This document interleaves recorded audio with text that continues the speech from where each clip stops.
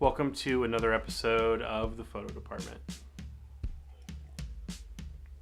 I'm not drinking coffee, so I promise I'm going to get back to the coffee aspect of this YouTube channel, but I've just been doing these late at night after work, so it's been really difficult to drink coffee this late because it's 7:30 at night, and if I drink coffee right now, I'm going to be up all night, which is going to be terrible. So I'm drinking water because I don't drink enough water, and my current health is probably a good indication of that. I got this cup and many more in green, gray, black, and indigo from Target for 79 cents. It's pretty cool. I'm going to embarrass one of you right now in this intro.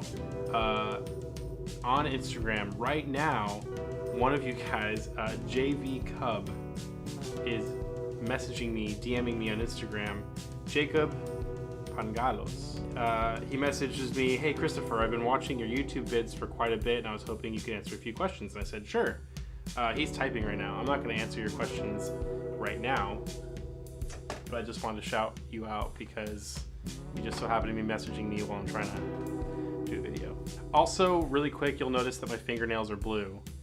And it's not nail polish, it's actually natural indigo dye. You know that I work at Levi's, and we had all of the master tailors all around the world in my office this last week, and we had a demonstration of dip dyeing with indigo, and so we all dip dyed our own shirts, and because of that, hands and fingernails turned blue. There's actually some photos I have of my hands that are all covered in dark blue, and some photos of me like actually dip dyeing. I'll show you those right now.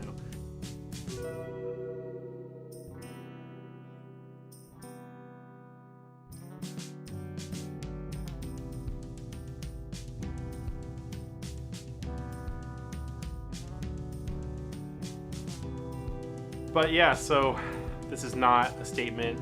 I am not reverting back to my goth youth. Although I will say the dark blue indigo fingernails is kind of... I don't hate it. I'll say that. Also, I'm testing out a new sound setup. I have a boom up here. Hello. With a Movo microphone that I got on Amazon for like 40 bucks. It's supposedly pretty good. I'm testing it out to see if I can get better audio quality in this room since it's super reflective, and whenever I use any other means, it doesn't sound great. So we're gonna try that out. So I wanted to do a quick video tonight because I had an unexpected, super awesome outcome shooting a couple weeks ago. My friend's band Wander played a show at the August Hall in San Francisco, which I guess just newly reopened. Basically, I went with my new Contax G1. I just recently bought this camera, and this is not a review about the G1. This review is forthcoming. I need to spend a lot more time on the video for this camera because there's so much to go into, but a friend of mine let me borrow hers, and then I loved it, so I decided to buy my own. So I wanted to take it out and test it out and have some fun, and I had my camera and Nikon SB17 flash, which is pretty compact and it swivels. And I thought, oh, I'll do some cool shots of them playing a show on this really big stage, and I'll use this Japan Camera Hunter Street Pan 400. I picked up a roll, I haven't tried it yet, and I've been meaning to. So I figured, yeah, ISO 400 with a flash would be perfect for doing some live photography at this venue. But turns out the security guards thought that because I had that flash on this camera that it was a professional setup. So they told me that I couldn't use my flash, which was a bummer because that venue is pretty dark. So I was like, okay, what the hell am I going to do? Well, on the Contax G1, you can force it. It can either recognize the DX code on the cartridge, or you can force it to shoot at a different ISO, which I think is a really cool feature. So I said, you know, I've never tried this film. I haven't even shot it at box speed, but in order to use it tonight, I want to be able to have enough light, or enough speed rather. So I rated it at 1600. I fully expected these shots to be crap. I thought that there was going to be crazy chunky grain everywhere. The shadow detail would be completely lost, and the highs would probably be pretty clipped, or at least pretty unintelligible. I didn't expect any of the pictures to come out okay, but I did want to have some fun and shoot their set and see how it went. I also kind of wanted to see how the autofocus on the G1 did in low light. My brain is exploding. First with the G1, people have been telling me that the autofocus is crap, and everyone online says the autofocus is crap, and it's basically like the rule of the land that if you have a G1, your autofocus is crap, and you're just going to be lusting after a G2, so you might as well just skip the G1 and buy a G2. Well, I'm happy to report that that is incorrect. If you know what you're doing, you can absolutely nail focus. There were 2 images on that entire roll of 36 frames. I actually got 38 frames out of the G1 somehow. Out of 38 frames, there were 2 that were out of focus, and they weren't even that out of focus. They were just like I aimed it and focused on the wrong thing, or someone moved or something. Everything else, sharp. Focused on exactly what I was focusing on. I can't even, I don't know. I just really love having low expectations and then having something, you know, blow my mind at the end. That also being said, the JCH 400, I heard that it was grainier than Tri-X. I just had no idea what it was like because I never shot it. There's plenty of people out there who shot it at box speed and who will have shown the results.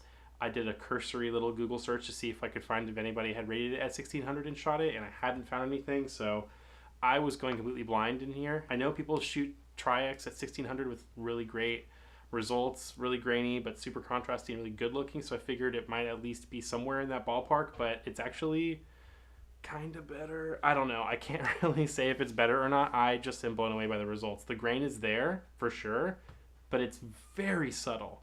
So when I scan these, I did the same thing I do with any of my scans. I wanted them to be as flat as possible, so I adjusted them all to be the most dynamic range that I could get out of them. All I did in Lightroom was just touch them up a little bit with a little bit of blacks and a little bit of whites, and I just add a little bit of tiny contrast just to give it a little more punch.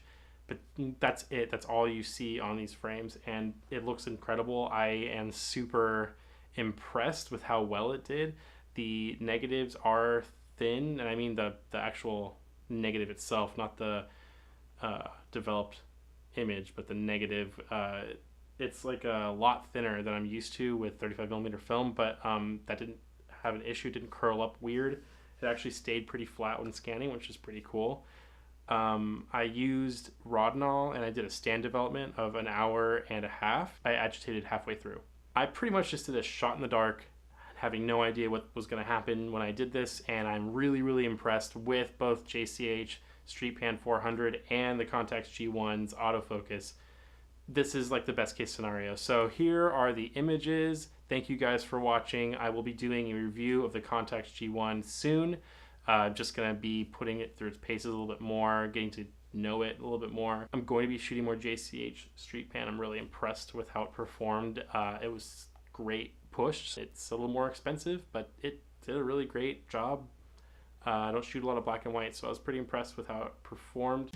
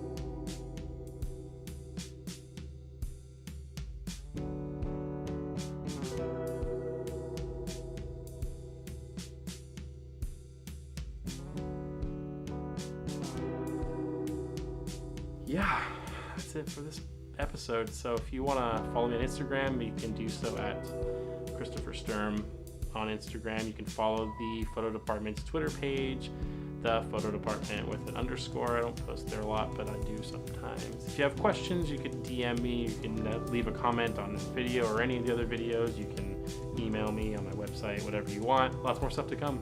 Thank you for watching.